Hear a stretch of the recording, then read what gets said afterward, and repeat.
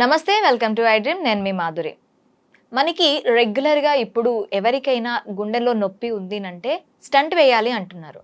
అసలు ఈ స్టంట్ వేయటం ఏంటి? అసలు ఈ స్టంట్ ఎవరికి వేస్తారు? వేస్తే మనకి ఏం ఉపయోగం ఉంటుంది? వేసిన తర్వాత మళ్ళీ ఛాతీ నొప్పి రాకుండా ఉంటుందా? అసలు ఎందుకు స్టంట్ వేస్తారు? ఇవన్నీ డీటెయిల్గా చెప్పడానికి మనతో పాటు ఉన్నారు ఇంటర్వెన్షనల్ కార్డియాలజిస్ట్ డాక్టర్ సత్య సుదేష్ గారు. ఆయన అడిగి డీటెయిల్గా తెలుసుకుందాం. నమస్తే డాక్టర్. నమస్తే. డాక్టర్, స్టంట్ ఇప్పుడు రెగ్యులర్గా నాకు 2 స్టంట్లు పడ్డాయి, నాకు 3 స్టంట్లు పడ్డాయి అని చెప్పి చెప్తూ నా దగ్గరికి ఎక్కువగా వచ్చే, అంటే తెలిసిన వాళ్ళ దగ్గర ఎక్కువ వింటూ వస్తున్నాం. అసలు ఈ స్టంట్ అంటే ఏంటి? అసలు ఎందుకు ఇస్తారు ఇది? మన బాడీలో ఏదైనా బ్లడ్ వెజల్స్ ఉంటాయి, రక్తనాళాలు ఉంటాయి కదా, అవి ఏంటంటే బ్లడ్ ఫ్రీగా ఫ్లో అవుతే అంతవరకు బాగానే పనిచేస్తుంది. వన్స్ మన బాడీలో ప్లేక్స్ ఫామ్ అవుతుంటాయి, బాడీలో కొలెస్ట్రాల్ కానీ కాల్షియం డిపాజిట్స్ కానీ అవుతున్నప్పుడు ఏమవుతుందంటే బ్లడ్ వెజల్స్లో అనేది బ్లాకేజెస్ తయారవుతాయి. బ్లాకేజెస్ తయారైనప్పుడు ఏంటంటే ఒక లెవెల్ వరకు మన హార్ట్ టాలరేట్ చేస్తుంది. ఒక లెవెల్ దాటిన తర్వాత let's say more than 70% of the vessel black అయిపోతే మన హార్ట్కి పంపింగ్ యాక్షన్కి కానీ బ్లడ్ సప్లై ఏంటంటే కొంచెం మనం ఎగ్జర్ట్ అయినా కొంచెం శ్రమ పడినా కూడా హార్ట్ ఇనఫ్ బ్లడ్ సప్లై అందక చెస్ట్ పెయిన్ రావడము, డ్యామేజ్ అవ్వడము, హార్ట్ అటాక్ రావడం, ఇవన్నీ జరుగుతుంటాయి అన్నమాట.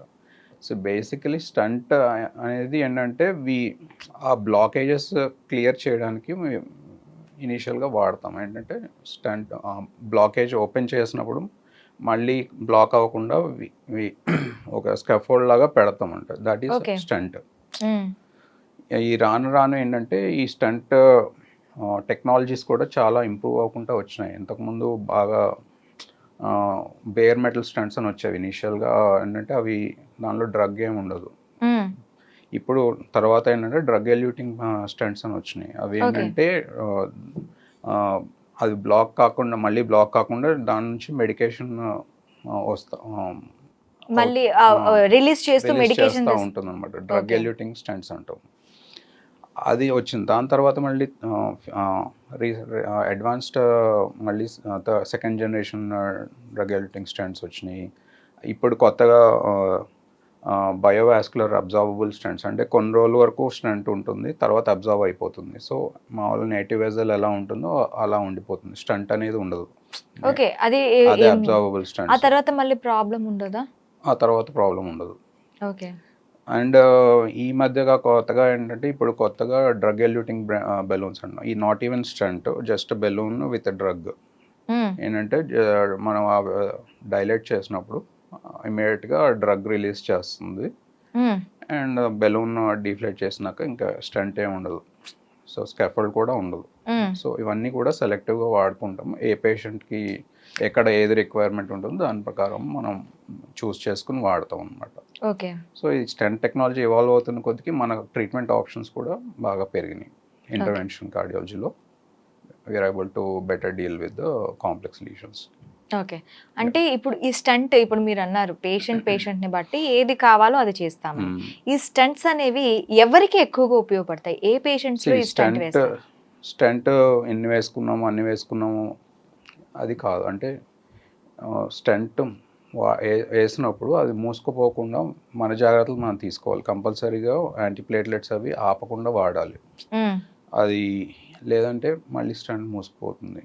ఆల్సో స్టంట్ మూసుకుపోవడానికి కారణాలు నెంబర్ ఆఫ్ స్టంట్స్, ఎక్కువ నెంబర్ ఆఫ్ స్టంట్స్ ఉన్న వాళ్ళకి కూడా రిస్క్ ఎక్కువ ఉంటుంది.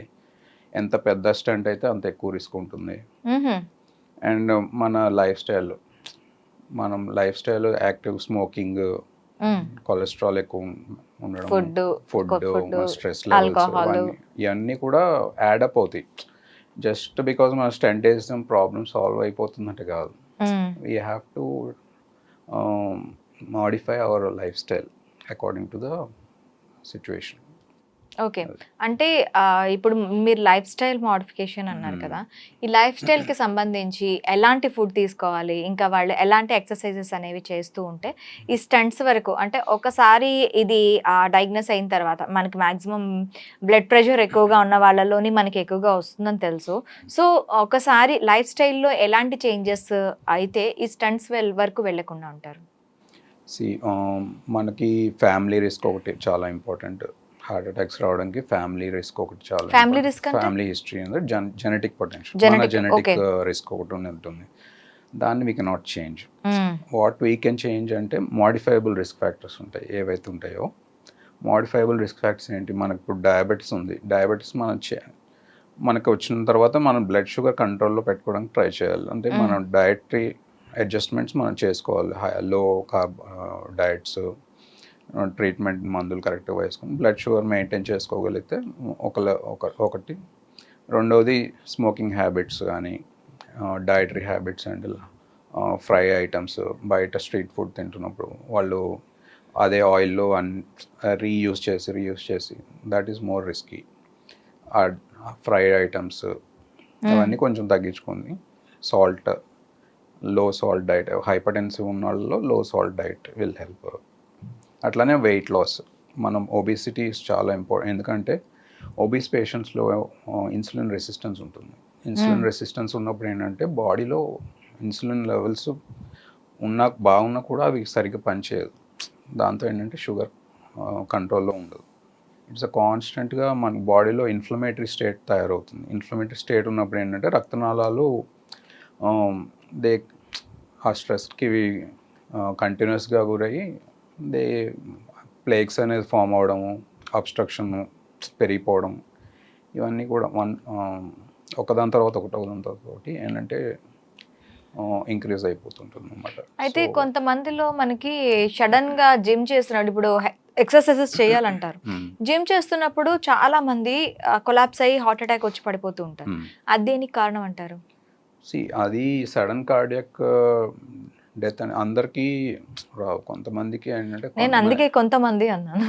కొంతమందిలో ఏంటంటే ఆ స్ట్రెస్ లెవెల్స్ తీసుకునే శక్తి ఉండదు. అంటే ఒకటి sudden cardiac death risk HOCM అంటాం, హైపర్ట్రోఫిక్ కార్డియోమైపోతీస్.